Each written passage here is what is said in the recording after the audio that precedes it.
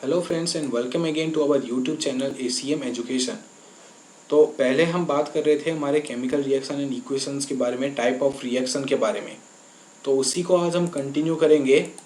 तो अभी हम बात करेंगे डिस्प्लेसमेंट और डबल डिस्प्लेसमेंट रिएक्शन के बारे में, ठीक है। पहले हम डिस्प्लेसमेंट रिएक्शन का डेफिनेशन देखते हैं। तो डिस्प्लेसमेंट रिएक्शन का डेफिनेशन कहता है those reaction in which one element take place of another element in a compound is known as a displacement reaction.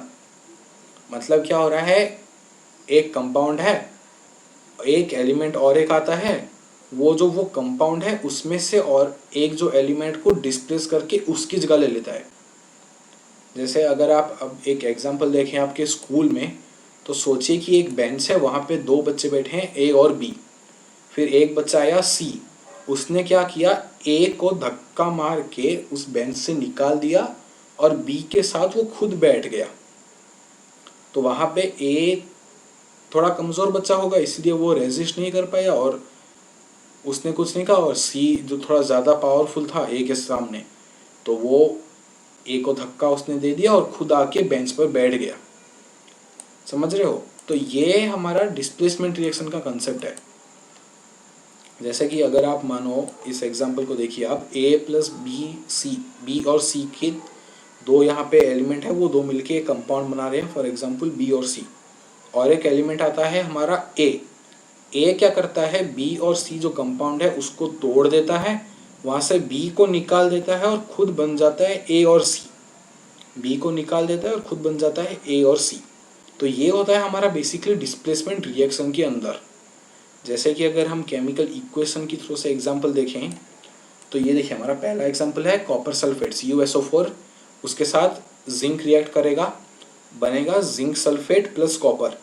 अगला एग्जांपल है AgNO3 plus copper gives copper nitrate CuNO3 whole twice plus Ag। तीसरा example है हमारा Fe2O3 plus Al2 give rise to Al2O3 plus Fe। तो ये तीन example आप ध्यान देखिए। यहाँ पे देखिए क्या हो रहा है, ये जिंक है, यहाँ पे कॉपर सल्फेट में कॉपर है। जिंक ने क्या किया, कॉपर को डिस्प्लेस कर दिया कॉपर सल्फेट से और बना लिया जिंक सल्फेट। कॉपर अकेला रह गया और बन गया जिंक सल्फेट। यहाँ पे कॉपर देखिए, ये कॉपर इस रिएक्शन में सिल्वर को डिस्प्लेस कर रहा है। यहाँ पे वो सिल्वर को सिल्वर नाइट्रेट से निकाल दे रहा है और कॉपर नाइट्रेट बन जा रहा है खुद, CuNO3 होल ट्वाइस, और सिल्वर निकल जा रहा है। फिर यहाँ पे देखिए एल्युमिनियम आयरन को डिस्प्लेस कर रहा है, Al2O3 बन रहा है और Fe हो जा रहा है। तो ये जो चीज़ है ये हमारी होती है डिस्प्लेसमेंट रिएक्शन। यहाँ पे क्या होता है, एक एलिमेंट दूसरे एलिमेंट को वहाँ से अपने जो कंपाउंड होता है वहाँ से निकाल के खुद अपना एक कंपाउंड बना लेता है उसके साथ। जैसे यहाँ पे SO4 है, कॉपर को निकाल दिया और ZnSO4 बन गया।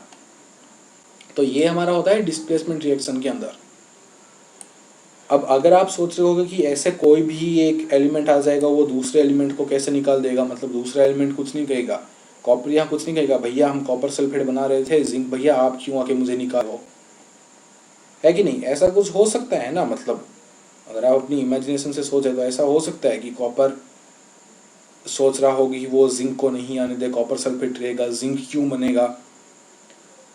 तो ये इसलिए होता है क्योंकि कोई भी डिस्प्लेसमेंट रिएक्शन जो हो रहा है वहाँ पे एक ज़्यादा रिएक्टिव एलिमेंट जो होता है वो एक कम रिएक्टिव एलिमेंट को उसके एक्वा सोल्यूशन से या फिर कोई भी सोल्यूशन से डिस्प्लेस करता है। अब कहने का मतलब ये है, जैसे आप देखो जो हमने एग्जाम्पल लिया था पहले कॉपर सल्फेट और जिंक का, जो हमने एग्जाम्पल लिया था कॉपर सल्फेट और जिंक का, यहाँ पे जिंक कॉपर सल्फेट से कॉपर को इसीलिए डिस्प्लेस करा पा रहा था क्योंकि जिंक जो एलिमेंट है वो कॉपर से ज़्यादा रिएक्टिव है।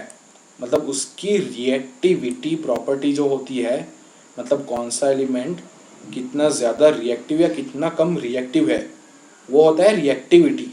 समझ गए? इसका ऐसा कुछ प्रॉपर डेफिनेशन, मतलब ऐसा आप अगर ढूंढ रहे हो तो यही है कि कोई भी एलिमेंट या फिर कंपाउंड कितना ज़्यादा रिएक्शन शो करता है या फिर कितना ज़्यादा उसकी रिएक्टिविटी प्रॉपर्टी है। तो जो जिंक है ये ज़्यादा रिएक्टिव है कॉपर से, इसीलिए जिंक सल्फेट बनता है और कॉपर डिस्प्लेस हो जाता है। अगर आप इस रिएक्शन का उल्टी तरीके से लिखना चाहो, अगर आप सोचो कि कॉपर मैं यहाँ लिखूँ, जिंक सल्फेट लिखूँ और कॉपर जिंक सल्फेट को डिस्प्लेस कराना चाहे, मतलब ऐसा कुछ अगर आप लिखो कॉपर प्लस जिंक सल्फेट, तो ये रिएक्शन होता ही नहीं है, ऐसा कुछ रिएक्शन होगा ही नहीं। क्यों नहीं होगा अगर आप सोचो तो क्यों नहीं होगा, क्योंकि जो कॉपर है ना वो जिंक से कम रिएक्टिव है। मतलब अगर आप सोचो कि कॉपर एक बंदा है ए, जिंक एक बंदा है बी और सल्फेट जो SO4 है वो और एक बंदा है सी, तो अगर ए चाहे बी को निकालना और खुद सी के साथ बैठना उस बेंच में, तो ए ऐसा नहीं कर सकता। क्यों? क्योंकि वो बी से कम, मतलब बी ज़्यादा स्ट्रांग है ए से। पर बी ऐसा कर सकता है कि वो बी को ए से निकाल सकता है जब ए सी के साथ बैठा हो। क्यों? क्योंकि बी जो है वो ए से ज़्यादा स्ट्रांग है, अगर आप इस सेंस में समझना चाहो। अब ठीक है, अगर आप ये समझ गए कि हाँ ठीक है एक एलिमेंट है वो दूसरे एलिमेंट को इसलिए डिस्प्लेस करेगा क्योंकि एक एलिमेंट जो ज़्यादा स्ट्रांग होगा वो दूसरे को डिस्प्लेस करेगा। हमने ये समझा कि जिंक जो है वो ज़्यादा रिएक्टिव है, उसकी रिएक्टिविटी ज़्यादा है, जैसा कि मैंने कहा रिएक्टिविटी ज़्यादा है इसलिए वो कॉपर को डिस्प्लेस करेगा, पर कॉपर की रिएक्टिविटी कम है तो वो जिंक को जिंक सल्फेट से डिस्प्लेस नहीं करेगा। इतना आप समझ गए।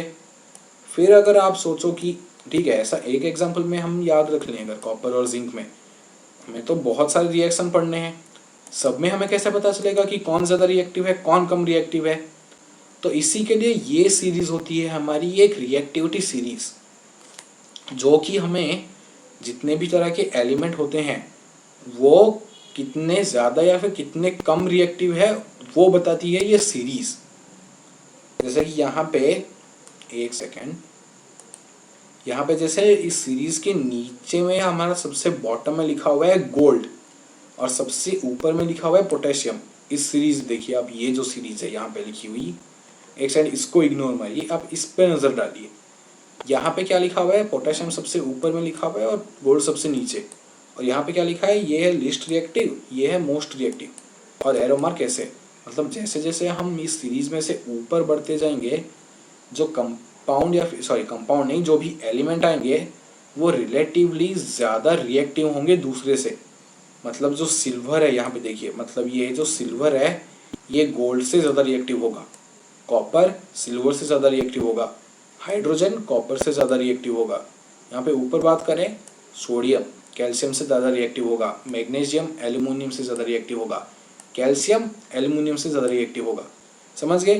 तो ये रिलेटिवली ऐसे आपको बताती है रिएक्टिविटी सीरीज कि कौन सा एलिमेंट किस एलिमेंट से ज़्यादा या फिर कम रिएक्टिव है। अगर आपको अभी भी लग रहा है कि ठीक है ये एक सीरीज है पर हमें इसे क्यों याद रखना है, तो आपको इसीलिए याद रखना है कि आपको इस रिएक्टिविटी सीरीज के बिना आपको कभी भी पता ही नहीं चलेगा कि कोई डिस्प्लेसमेंट रिएक्शन हो रहा है कि नहीं। अगर आपको ये पता चल जाएगा ठीक है यहाँ पे डिस्प्लेसमेंट रिएक्शन हो सकता है, और फिर आपको ये चेक करना पड़ेगा कि ये होगा भी या नहीं। मतलब जैसे कि अगर आपको कोई क्वेश्चन पूछ देता है what happens when copper react with zinc sulphate, right a balanced chemical equation for this. अगर ये आपको किसी ने क्वेश्चन पूछा तो आपको पता रहना चाहिए कि जो कॉपर है वो जिंक से कम रिएक्टिव है, और आपको पहले सबसे पहले तो ये पता चलना चाहिए आपने लिखा कॉपर और जिंक सल्फेट, ये आपको लिखते ही सबसे पहले ये दिमाग में सेट करना चाहिए कि हाँ ये तो कॉम्बिनेशन तो नहीं हो सकता, ये रिएक्शन डी कॉम्बिनेशन भी नहीं होगा। डबल डिस्प्लेसमेंट और ऑक्सीडेशन रिडक्शन थोड़ी देर में बात करेंगे, वहाँ भी आपको पता चलेगा कि ये जो टाइप्स है ये टाइप तो इसके हो ही नहीं सकते इस रिएक्शन के। तो बचा हमारा क्या? Displacement reaction. क्योंकि यहाँ पे देखिए जिंक सल्फेट है, यहाँ पे एक जिंक है, यहाँ पे कॉपर है, दो एलिमेंट है, दो मेटल हैं, और जिंक का एक सोल्यूशन है और कॉपर है, तो हो सकता है ये एक डिस्प्लेसमेंट रिएक्शन हो रहा हो। इतना तक आप, अगर आप केमिस्ट्री में थोड़ी बहुत नॉलेज रखते हैं या फिर आपने थोड़ी प्रैक्टिस की है टाइप ऑफ रिएक्शन की, अभी तो आपकी नहीं होगी, मतलब आप पकड़ के चलिए कि 2-3 वीक अगर आप पढ़ लेते हो केमिस्ट्री 10th की, उसके बाद आपको ये इजीली पता चलने लग जाएगा कि कौन सा रिएक्शन किस टाइप का हो सकता है। होगा नहीं होगा वो एक अलग चीज़ है, हो सकता है। जैसे ये रिएक्शन जो है कॉपर प्लस जिंक सल्फेट, इसको देखते ही मुझे पता चल गया कि ये हो सकता है एक डिस्प्लेसमेंट रिएक्शन हो। ऐसे ही आपको भी थोड़े दिन में पता चलने लग जाएगा। जैसे अभी तो आप पहली बार पढ़ रहे होगे ना ये सभी, डिस्प्लेसमेंट रिएक्शन क्या है, कॉम्बिनेशन डीकॉम्बिनेशन क्या है, तो आप कंफ्यूज हो रहे होगे, पर जैसे जैसे आप पढ़ते जाओगे क्लियर हो जाएगा। ठीक है, तो ठीक है, ये बात हो गई हमारी। तो आपको ये पहले पता चल जाना चाहिए कि कॉपर और जिंक सल्फेट देखते ही एक डिस्प्लेसमेंट रिएक्शन है। अगर आपको भी रिएक्टिविटी सीरीज नहीं पता तो आपको क्या लगेगा, कॉपर जो है ये ज़्यादा रिएक्टिव है जिंक से, और आप लिख दोगे यहाँ पे प्रोडक्ट में copper sulphate CuSO4 plus zinc Zn, ये सोच के कि कॉपर ज़्यादा रिएक्टिव है जिंक से।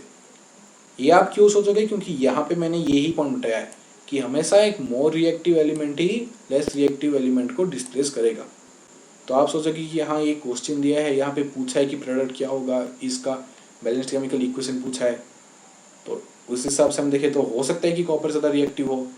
चलो तुक्का मार के लिख आते हैं, आप ये चीज़ करोगे। पर अगर आपको रिएक्टिविटी सीरीज पता है तो आपको पता है कि ये देखिए यहाँ पे ये रिएक्टिविटी सीरीज है, यहाँ पर ये देखिए जिंक यहाँ है, कॉपर यहाँ है। इसका मतलब क्या हुआ, कॉपर जो है ये जिंक से कम रिएक्टिव है, क्योंकि कॉपर नीचे है जिंक ऊपर है इस रिएक्टिविटी सीरीज में। और जितने ऊपर हम रिएक्टिविटी सीरीज में यहाँ पे बढ़ेंगे इस इमेज में, तो हमारा जो ऊपर जो एलिमेंट होंगे वो ज़्यादा रिएक्टिव होंगे। तो आपको अगर ये रिएक्टिविटी सीरीज पता होगी, रिएक्टिविटी सीरीज आपको ये अगर पता होगी, तो आपको पता चल जाएगा कि कॉपर जो है वो कम रिएक्टिव है जिंक से, और कम रिएक्टिव एलिमेंट ज़्यादा रिएक्टिव एलिमेंट को डिस्प्लेस करा ही नहीं सकता। तो फिर आप यहाँ पे लिखे होगे नो रिएक्शन, और फिर ये ठीक होगा। समझ गए? तो इसीलिए आपको रिएक्टिविटी सीरीज को याद रखना पड़ेगा, ताकि आपको पता चले कि कोई डिस्प्लेसमेंट रिएक्शन में जो एक एलिमेंट आपका दिया है वो दूसरे एलिमेंट का, जहाँ पे वो एक एलिमेंट एक सोल्यूशन के फॉर्म में है, जैसे यहाँ पे ZnSO4 है, यहाँ पे ये जो कॉपर है ये Zn को ZnSO4 से डिस्प्लेस करा सकता है कि नहीं, ये जो चीज़ होती है ये आपको पता चलेगी जब आप रिएक्टिविटी सीरीज पढ़ोगे। समझ गए? और फिर आप सोचोगे कि ठीक है, हमें अब रिएक्टिविटी सीरीज ये क्या आपने बोल दिया, ये हमें पढ़ना पड़ेगा, हमें इतना समझ में आया भैया। फिर आप सोचोगे ठीक है इसको हमें पढ़ना है, पर क्या हम ऐसे लेके ही बैठ जाएं, ऐसे घोंसने लग जाएं, ऐसे मतलब बाहेट करने लग जाएं पोटेशियम सोडियम कैल्शियम मैग्नीशियम, तो ऐसा मत करना यार। इस तरह से आप इसे बाहेट करने मत बैठ जाना पोटेशियम सोडियम कैल्शियम मैग्नीशियम। इसके लिए आप ऐसे एक ट्रिक बना लो आपकी खुद की। जैसे यहाँ पे इस इमेज में देखिए, इसने एक ट्रिक बनाई है, जो इसने ये इमेज बनाई है बेसिकली, जैसे please stop calling me a careless zebra, instead try learning how copper saves boat. इसने क्या किया, पोटेशियम से P उठाया, उसको प्लीज ऐसे लिखा, S सोडियम से S उठाया और स्टॉप ऐसे लिख दिया, कैल्शियम का Cl लिखा, Cl उठाया, कॉलिंग ऐसे लिख दिया। इस तरह से उसने एक सेंटेंस फॉर्म कर दिया रिएक्टिविटी सीरीज को ध्यान में रखते हुए, और उस सेंटेंस को याद कर लिया ताकि उसे रिएक्टिविटी सीरीज याद रहेगी। इस तरह से आप खुद का कोई भी सेंटेंस बना लो, या फिर अगर आप इतना भी नहीं कर सकते तो आप इस सेंटेंस को याद रख लो। ये तो सिंपल सेंटेंस ही है, please stop calling me a careless zebra, instant try learning how copper saves gold. ये तो आप अगर ऐसे 7-8 बार अगर आप ये सेंटेंस पढ़ लो तो आपको ये याद ही रह जाएगा। फिर क्या है, दिन में 1-2 बार रिकॉल कर लेना कि ये मैंने एक सेंटेंस पढ़ा था, क्या था ये, बस फिर आपको ये सेंटेंस याद रह जाएगा। और ये सेंटेंस याद रहती है आपको रिएक्टिविटी सीरीज याद रहेगी, और आपको जैसे ही रिएक्टिविटी सीरीज याद रहेगी ना, तो आपको डिस्प्लेसमेंट रिएक्शन रिलेटेड जितने भी ट्रिकी क्वेश्चन पूछ जाते हैं सारे आपको इधर से ही पूछ जाते हैं। कि जैसे ये आपका एग्जांपल था, कॉपर जिंक सल्फेट रिएक्शन होगा कि नहीं, इस टाइप के जितने भी क्वेश्चन होंगे आप इजीली बता पाओगे, क्योंकि आपको रिएक्टिविटी सीरीज याद रहेगी। कैसे, बस सिंपली आपको एक सेंटेंस याद रखना है। ठीक है, तो इसलिए आपको ये रिएक्टिविटी सीरीज याद कर लेनी है। यहाँ पे जो रिएक्टिविटी सीरीज है ये भी ठीक है, पर यहाँ पे कुछ ऐसे एलिमेंट्स हैं बीच में जो आपको नहीं चाहिए। मतलब देखिए, जैसे यहाँ पे देखिए सोडियम और कैल्शियम के बीच में यहाँ पे लिथियम लिखा हुआ है। आई होप ये आपको दिख रहा होगा, एक सेकेंड, यहाँ पे देखिए। तो ये जो रिएक्टिविटी सीरीज है यहाँ पे कुछ ऐसा लिखा हुआ है, पोटेशियम सोडियम लिथियम कैल्शियम, और ये रिएक्टिविटी सीरीज में क्या लिखा है, पोटेशियम सोडियम कैल्शियम मैग्नीशियम, है कि नहीं। तो आप यहाँ पे ये कंफ्यूज मत होना कि सोडियम के बाद यहाँ पे लिथियम कैल्शियम दिया है, यहाँ पे सोडियम के बाद लिथियम नहीं दिया, कैल्शियम क्यों दिया है। तो रिएक्टिविटी सीरीज आपको हमेशा रिलेटिवली बताती है कि कौन सा एलिमेंट किस एलिमेंट से रिलेटिवली कम या फिर ज़्यादा रिएक्टिव है। अब आपके 10th लेवल के लिए ये जो रिएक्टिविटी सीरीज यहाँ पे मेरी लेफ्ट साइड में, वीडियो की लेफ्ट साइड में जो इमेज है, यहाँ पे जितने एलिमेंट है ये आपके लिए सफिशिएंट है। मतलब आपको इतने ही एलिमेंट्स की सीरीज आपको रिलेटिवली याद रखनी है। मतलब पोटेशियम सोडियम से ज़्यादा रिएक्टिव है, आपको ये याद रखना है। सोडियम कैल्शियम से ज़्यादा रिएक्टिव है। हो सकता है कि सोडियम और कैल्शियम के बीच में और कितने एलिमेंट हो, वो आपस में उनकी रिएक्टिविटी कुछ हो एक दूसरे के साथ, वो चीज़ आपको बॉदर नहीं करनी चाहिए। आपको बस यहाँ पे जितने एलिमेंट हैं वो याद रखने हैं। एक और चीज़, यहाँ पे गोल्ड के नीचे आप प्लेटिनम प्लस लिख लीजिए, मतलब प्लेटिनम गोल्ड से भी कम रिएक्टिव है बस। तो आप ऐसे याद रखिए, प्लेटिनम, गोल्ड, सिल्वर, कॉपर और फिर ऊपर तक। ये रिएक्टिव सीरीज आपको बस याद रखनी है ऐसे एक सेंटेंस बना के, ठीक है। फिर आपके डिस्प्लेसमेंट रिएक्शन की जितने भी इस टाइप के क्वेश्चन होंगे कि ये डिस्प्लेसमेंट रिएक्शन होगा या नहीं, वो ये रिएक्टिव सीरीज पढ़ते ही आपको क्लियर हो जाएंगे। और डिस्प्लेसमेंट रिएक्शन क्या होता है ये तो आपको क्लियर हो ही गया होगा। तो अब हम आगे बढ़ते हैं हमारे डबल डिस्प्लेसमेंट रिएक्शन के बारे में। अब अगर आपको नाम से ऐसा लग रहा है कि डिस्प्लेसमेंट रिएक्शन, डबल डिस्प्लेसमेंट, तो क्या यहाँ पे 2 बार डिस्प्लेसमेंट रिएक्शन हो रहा है? तो ऐसा कुछ नहीं है। मतलब डिस्प्लेसमेंट हो रहा है पर थोड़ा अलग है। कैसे? तो ये हम पहले डेफिनेशन पढ़ते हैं, फिर एग्जाम्पल पढ़ते हैं, फिर हमें क्लियर हो जाएगा क्या हो रहा है। तो डेफिनेशन कह रहा है डबल डिस्प्लेसमेंट रिएक्शन का, those reaction in which two compound react by an exchange of ions to form two new compounds are called double displacement reaction. अभी डेफिनेशन पढ़ के तो ज़्यादातर लोगों को कुछ घंटा भी समझ में नहीं आया होगा कि मैंने ये क्या पढ़ दिया, क्या हुआ। तो एक काम कीजिए, सीधा एग्जाम्पल पे ही आ जाइए। एग्जाम्पल पहले 1-2 देखिए क्या हो रहा है, फिर डेफिनेशन पर फिर से जाइएगा, आपको समझ में आएगा। जैसे कि हम सीधे पहले एग्जाम्पल पर आते हैं, ये क्या है बाद में देखेंगे, ये क्या है बाद में देखते हैं। सीधा एग्जाम्पल पे आते हैं। ये देखिए एग्जाम्पल क्या है, AgNO3 plus NaCl give rise to AgCl plus NaNO3।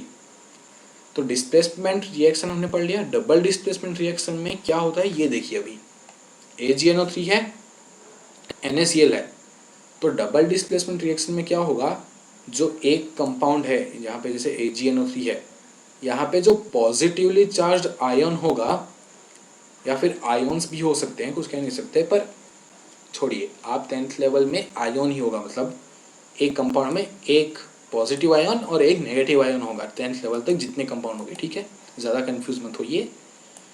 तो एक आपका कंपाउंड दिया है AgNO3, यहाँ पे आपका एक पॉजिटिव आयन है Ag+ और एक नेगेटिव आयन है NO3-। फिर देखिए NaCl और एक कंपाउंड, वहाँ पे Na+ एक आयन है और Cl- एक आयन है। ये इसके रिलेटिवली चार्ज हैं, Ag+ NO3- के, और यहाँ पे Na+ Cl-। अब ये Ag का चार्ज Ag+ से क्यों हुआ, Ag2+ क्यों नहीं हुआ, Ag3+ क्यों नहीं हुआ। अगर आपको ये चीज़ में कन्फ्यूज़न है तो ये मैं फिर से वही कहूँगा जो 2 वीडियो से कहता आ रहा था, ये चीज़ आपको इस चैप्टर में नहीं क्लियर होगी, अगले आने वाले चैप्टर्स में क्लियर होगी। तो केमिस्ट्री ऐसी चीज़ है, यहाँ पे सस्पेंस, कुछ चीज़ में हमारा जो सस्पेंस बना रहता है वो आप अगले चैप्टर में ही क्लियर होते हो। फिलहाल उस चैप्टर के लिए आपको वो चीज़ें एक्सेप्ट करनी पड़ती है।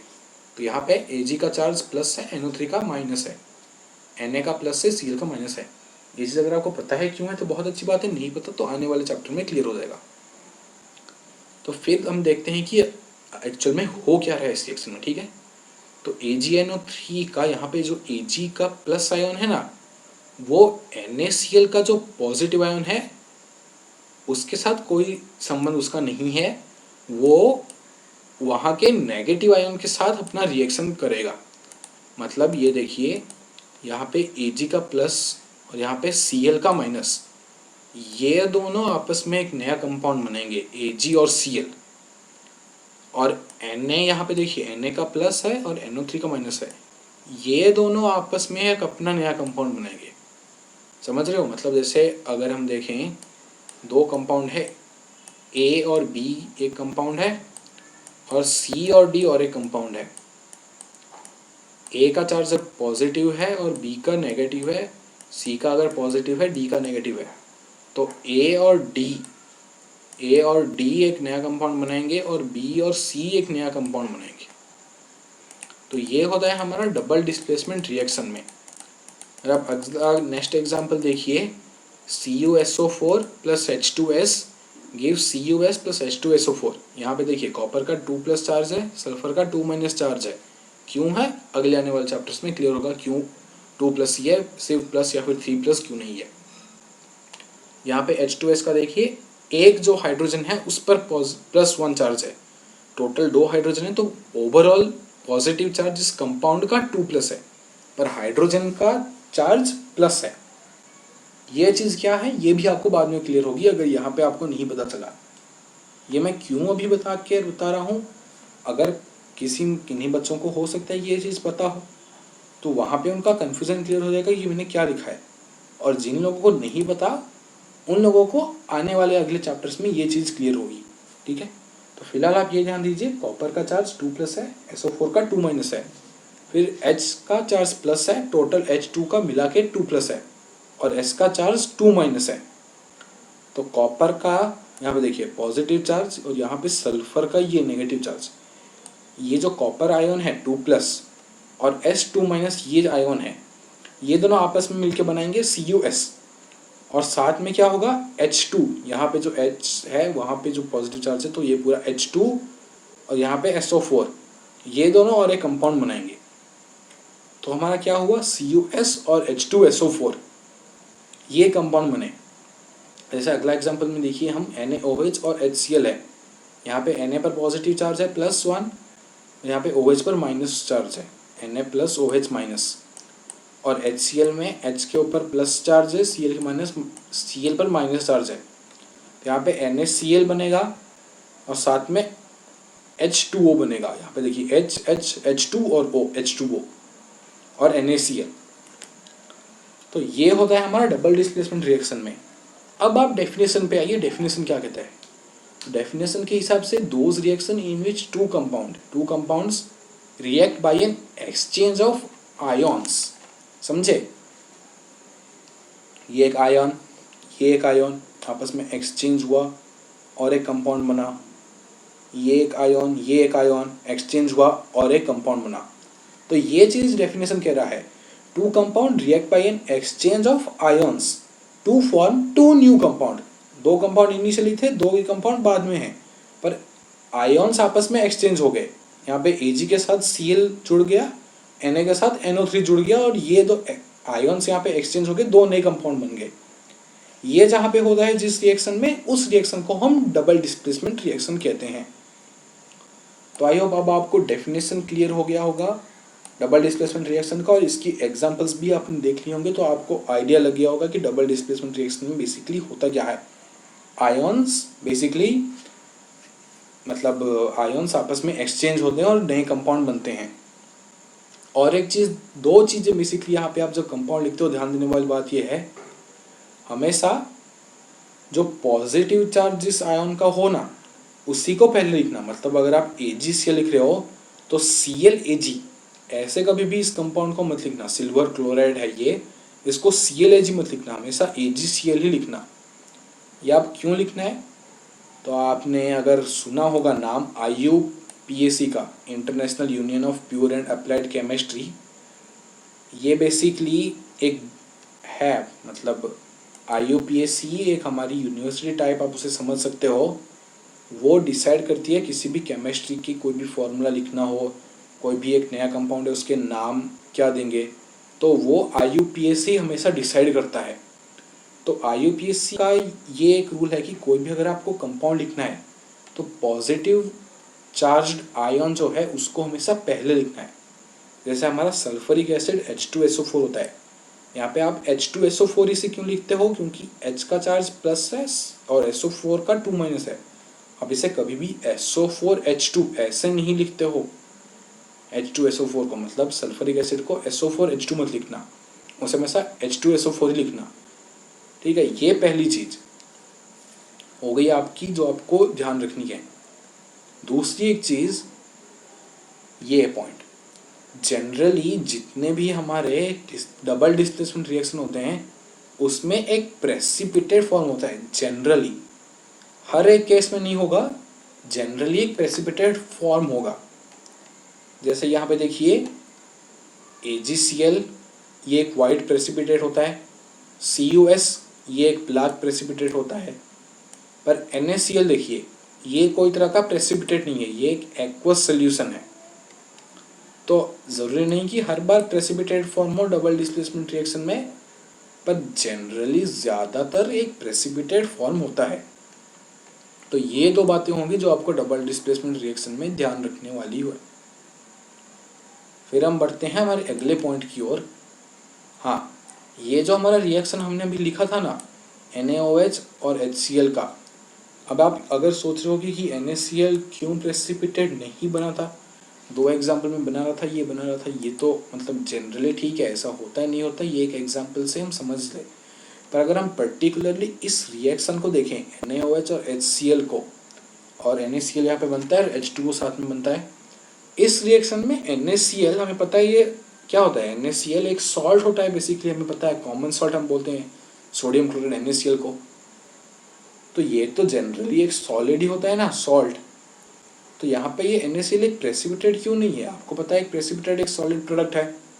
तो आप अगर सोचो कि इस पर्टिकुलर रिएक्शन में NaCl एज ए सॉल्ट, मतलब एज ए मतलब solid substance as a precipitate क्यों फॉर्म नहीं हुआ, तो इसका रीज़न ये है कि जो सोडियम क्लोराइड सब्सटेंस है ना, NaCl, ये हमारा वाटर सोल्यूबल है।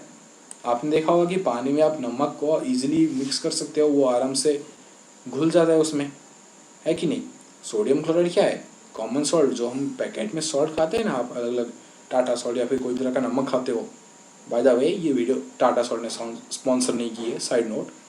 मतलब कोई भी अगर आप नमक खाते हो तो उसमें जो ज़्यादा कंटेंट होता है ना, 90 से 95% वहाँ पे NaCl यही कंपाउंड होता है, जिसको हम सोडियम क्लोराइड बोलते हैं। तो वो जो है वाटर सोल्यूबल है, ये तो आपको चीज़ आपको नोइंगली या फिर अननोइंगली पता होगी कि नमक पानी में घुलता है। और ये NaCl कॉमन सॉल्ट है जो आप घर में यूज़ करते हो, नमक। तो ये NaCl क्योंकि वाटर में सोल्यूबल है, इसलिए NaCl का कोई प्रेसिपिटेट नहीं बना इस रिएक्शन में। ये मैंने आपको क्यों बताया, क्योंकि ऐसा भी क्वेश्चन देखा गया एग्जाम में कि आपको एक ऐसा रिएक्शन दे दिया, पर्टिकुलरली ये रिएक्शन आपने दे दिया, और उसने स्टेटमेंट में लिखा this is an double displacement reaction, generally in a double displacement reaction a precipitate is formed but no precipitate is formed in this reaction, explain why NaCl is not a precipitate। और ऐसे पूछ सकता है कि why there is no formation of precipitate in this reaction। तो आपको ये लिखना है कि NaCl H2O में soluble है, इसलिए कोई precipitate फॉर्म नहीं हुआ। और आपको पता है कि precipitate एक insoluble प्रोडक्ट होता है, ये तो आपको पता ही है, आपने अगर मेरे वीडियोस देखें। और क्योंकि NaCl सोल्यूबल है तो ये प्रेसिपिटेट हो ही नहीं सकता, ठीक है। तो ये चीज़ इसलिए मैंने बता दी क्योंकि ये ऐसे क्वेश्चंस में पूछे जाते हैं, ठीक है। तो ये बात होगी हमारे डिस्प्लेसमेंट रिएक्शन की और डबल डिस्प्लेसमेंट रिएक्शन की। अभी हम थोड़े 2-3 एक क्वेश्चन देख लेते हैं इस वीडियो को कंक्लूड करने से पहले। तो पहला क्वेश्चन ये है हमारा, Fa2O3 + 2Al give rise to Al2O3 + 2Fe, identify which type of reaction it is. आपको जितने भी अपने अभी टाइप ऑफ रिएक्शन पढ़े, ऑक्सीडेशन रिएक्शन ने नहीं पढ़ा है, उसको छोड़ के आपने जो 4 टाइप ऑफ रिएक्शन आपने पढ़े, कॉम्बिनेशन, डीकॉम्बिनेशन, डिस्प्लेसमेंट और डबल डिस्प्लेसमेंट, इन चारों में से ये जो क्वेश्चन है ये किस टाइप का हो सकता है। तो देखिए, ये कॉम्बिनेशन तो आपको नहीं दिख रहा, कॉम्बिनेशन में एक प्रोडक्ट होता है, यहाँ पे प्रोडक्ट की साइड एक ही कंपाउंड होता है। डी कॉम्बिनेशन, तो यहाँ पे एक प्रोडक्ट मतलब एक कंपाउंड होता है, उसके 2 प्रोडक्ट बनते हैं, तो ये कॉम्बिनेशन नहीं है, डी कॉम्बिनेशन नहीं है। क्या ये डिस्प्लेसमेंट है, Al Fe को निकाल रहा है, Al2O3 बन रहा है, Fe हो रहा है, हाँ। तो ये आपका क्या हुआ, डिस्प्लेसमेंट रिएक्शन। तो इस तरह से आपको पता चलेगा कि कोई भी टाइप ऑफ रिएक्शन वो कैसे, ये आपको इस वे से पता चलता है। देखिए, जैसे अगला क्वेश्चन भी यही है, ZnCO3 give rise to ZnO + Cl2, आपको बताना है कि कौन से टाइप ऑफ का रिएक्शन है। यहाँ पे देखिए, प्रोडक्ट में एक ही कंपाउंड है, सॉरी मतलब रिएक्टेंट की साइड एक ही कंपाउंड है और प्रोडक्ट की साइड 2 कंपाउंड है, मतलब एक कंपाउंड टूट रहा है और 2 कंपाउंड बन रहे हैं। तो ये हमारा क्या हुआ, डीकॉम्बिनेशन रिएक्शन। फिर जैसे ये अगला एग्जांपल देखिए, H2 + Cl2 give rise to 2HCl, देखिए H2Cl2 दो कंपाउंड कंबाइन हो रहे हैं, HCl बन रहा है, तो ये हमारा हो गया कॉम्बिनेशन रिएक्शन। तो इस वजह से आपको पता चलेंगे कि कोई भी रिएक्शन किस टाइप का है, ठीक है। और ये जो दोनों क्वेश्चन थे बाय द वे, ये तीनों आपकी एनसीईआरटी के क्वेश्चन थे।